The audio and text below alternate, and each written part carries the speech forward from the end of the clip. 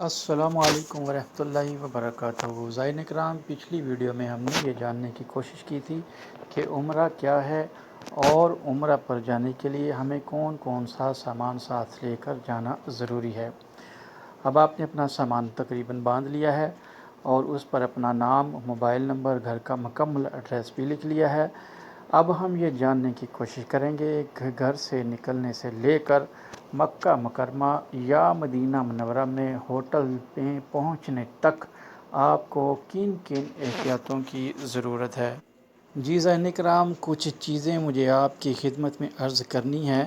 برائے مہربانی میری باتوں پر توجہ دیجیے گا، انشاءاللہ آپ کو اس کا بہت زیادہ فائدہ ہوگا۔ جی زائرین اکرام، سب سے پہلے آپ نے اپنی مکمل ظاہری صفائی کر لینی ہے۔ ناخن تراش لینے ہیں، بال وغیرہ جو آپ نے کٹوانے ہیں وہ کٹوا لینے ہیں۔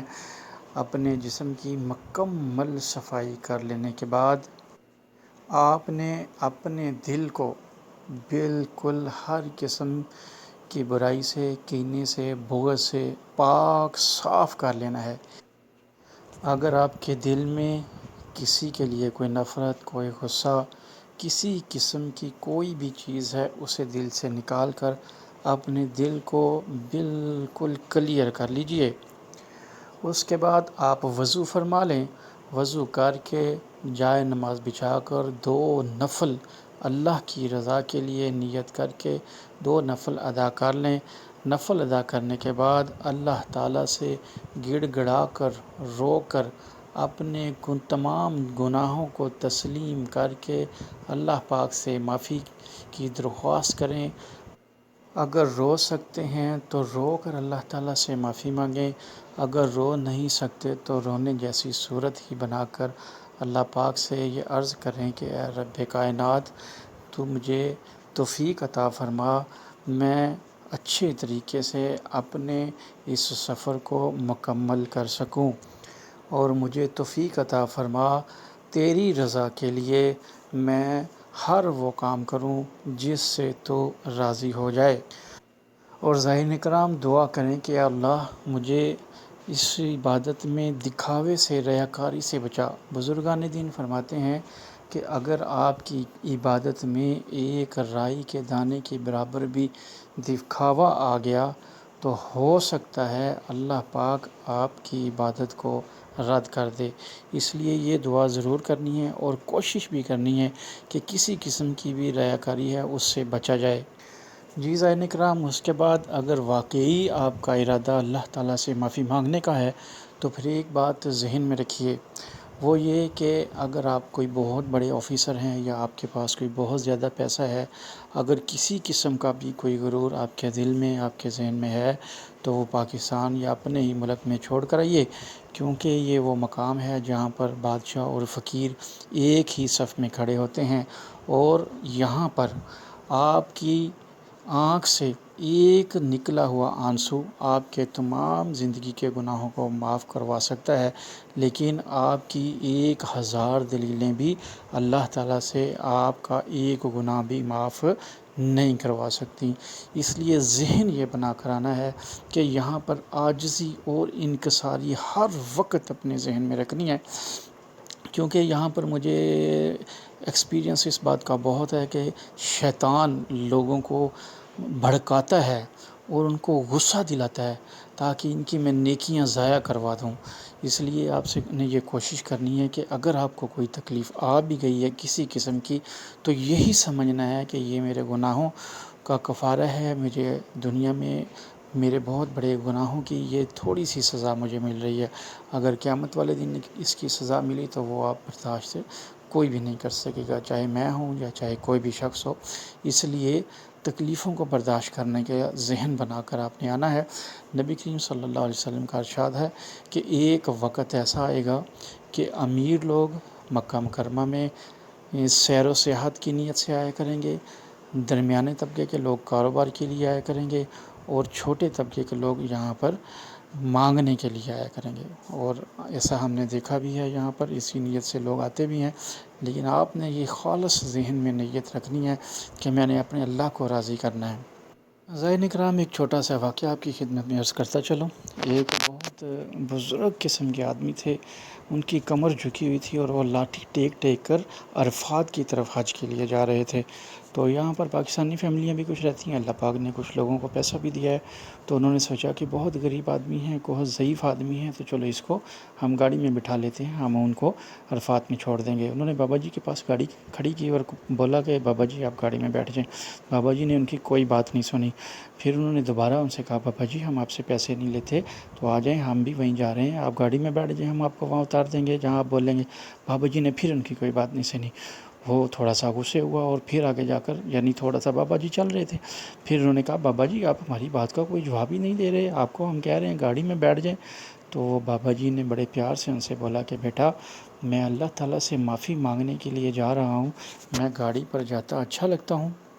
تو زائرین کرام ساری زندگی آپ نے اپنی مرضی سے گزاری ہے، یہ تھوڑا سا وقت 15-20 دن آپ اللہ کی مرضی سے گزار دیں۔ اللہ تعالیٰ سے دعا ہے کہ وہ تمام مسلمانوں پر اپنی نظر کرم فرمائے، آمین ثم آمین۔ جی زائرین کرام ابھی آپ نے احرام باندھنا ہے، اگر تو آپ لوگوں کا گھر ایئرپورٹ سے کہیں قریب ہے تو پھر گھر سے ہی احرام باندھ لیجیے، اور اگر آپ کا گھر ایئرپورٹ سے تھوڑا دور ہے تو پھر کوشش کریں کہ ایئرپورٹ پر احرام باندھ لیں، کیونکہ ایئرپورٹ سے پھر جب آپ جہاز میں سوار ہو جاتے ہیں تو جہاز میں اعلان تو کیا جاتا ہے کہ میقات آنے والی ہے، آپ لوگ احرام باندھ لیجئے، لیکن جہاز کا جو واش روم ہے وہ بہت چھوٹا ہوتا ہے، وہاں پر انسان احتیاط نہیں کر سکتا، اس لیے بہتر یہ ہے کہ آپ ایئرپورٹ سے احرام باندھ لیجئے گا۔ زائرین کرام احرام ایک لباس ہے جو حضرت ابراہیم علیہ السلام پہنا کرتے تھے، یہ 2 چادریں، ایک نیچے باندھنے کے لیے اور ایک اوپر اوڑھنے کے لیے، جب تک آپ تلبیہ نہیں پڑھ لیتے اس وقت تک یہ ایک لباس ہے، جب آپ تلبیہ پڑھ لیں گے تو پھر یہ احرام بن جاتا ہے۔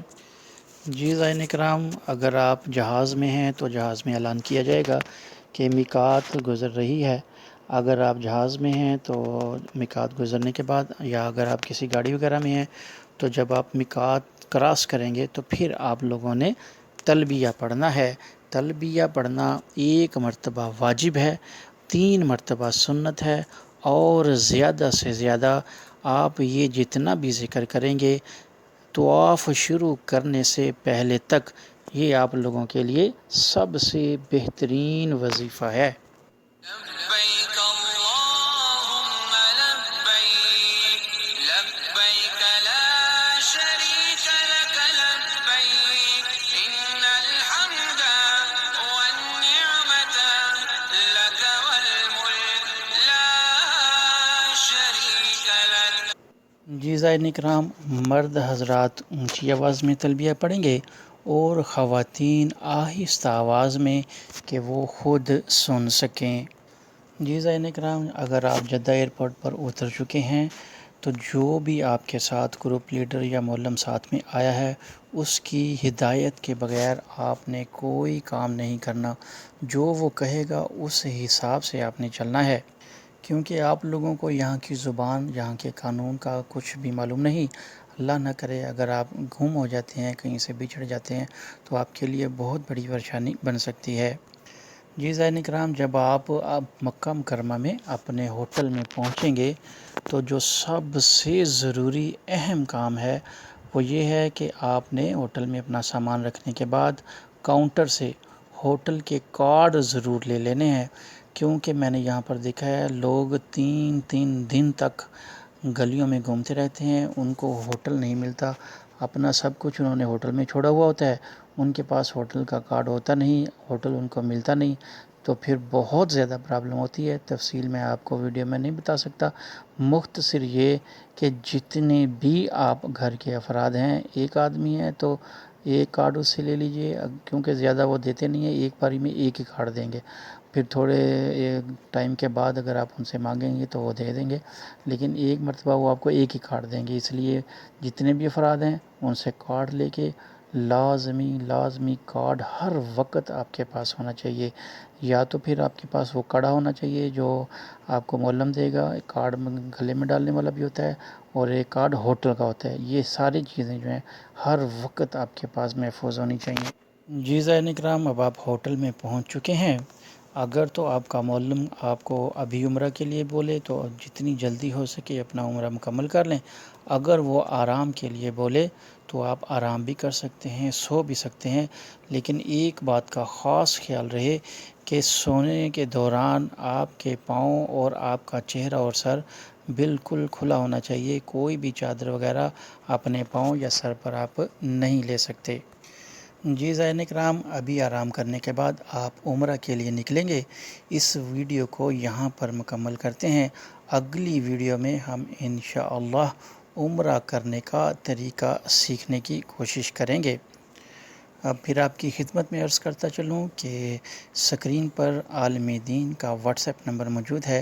آپ کو کسی قسم کا کوئی بھی شرعی مسئلہ پوچھنا ہو تو اس نمبر پر میسج کریں. 24 گھنٹے کے اندر اندر آپ کو آپ کے مسئلے کا حل مل جائے گا. برائے مہربانی کال کرنے کی کوشش نہ کریں، آپ کی کال ریسیو نہیں کی جائے گی. ہمارے چینل کو لائک کریں، شیئر کریں، سبسکرائب کریں. آپ جب بھی دعا کے لیے ہاتھ اٹھائیں ہمارے لیے اور ان تمام مسلمانوں کے لیے دعا ضرور کیجیے گا جو کشمیر، فلسطین، برما، شام، الغرض دنیا کے کسی بھی حصے میں ظالموں کے ظلم کا شکار ہیں. وآخر دعوانا ان الحمد للہ رب العالمین. جزاکم اللہ خیر.